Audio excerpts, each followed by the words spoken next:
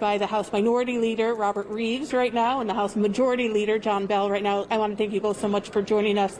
I'm going to start with Representative Reeves first, because you're in the governor's party. What did you think of what the governor had to say today? I thought what he said was outstanding, and I like the fact that he still stuck with the whole thing that we've had this whole session, and us trying to work together and trying to figure out these problems together.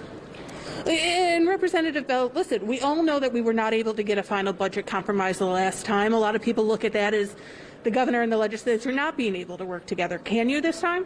Absolutely. I'm glad the governor's willing to come to the table. You know, that table was open last time, and it was Medicaid or nothing. So I'm glad he's seen past that, and let's put a budget together that's good for all of North Carolina. Is this something that legislative leaders have been talking to the governor about at this point? Absolutely. You know, he gave us his spending plan. We looked at that to see where we can agree on things and where we couldn't agree on stuff.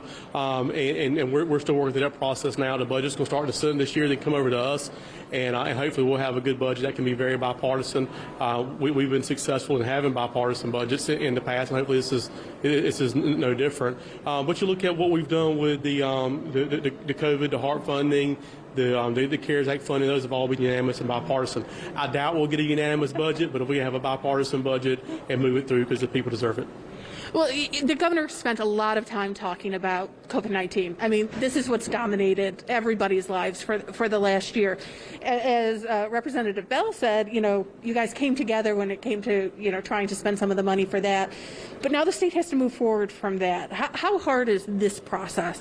Well, I mean, it's a difficult process because you're trying to make sure that you still have the same priorities that still existed before COVID, but at the same time recognizing there have been some changes since COVID. Now we've got to adjust to those changes and figure out what to do. So I don't think that it's going to be as hard as the last budget was because of the fact that I think we have spent a lot of time working together this time. And so I do think that makes it better. And I can tell you candidly, the meetings that we've had of the legislative leadership with the governor have had a completely different tone than they have. And so I do believe everybody's committed sincerely to getting this done. The governor also touched on the whole idea of social justice. This has been a big headline across the country this year. Here in the state, we've seen a lot of protest. Right now, we're in the national spotlight with what's going on down in Elizabeth City. Did the governor need to talk about this and how the state can move forward from this? Yes, because we've got citizens in our state, citizens in this country that want to at least hear that this matters.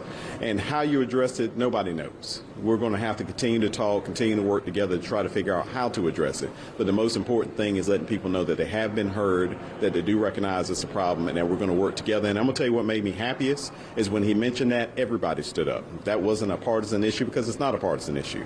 It's something that affects all of us, all aspects of life. And when we talk about systemic problems, we understand that these are issues everywhere that we've got to address and look at holistically.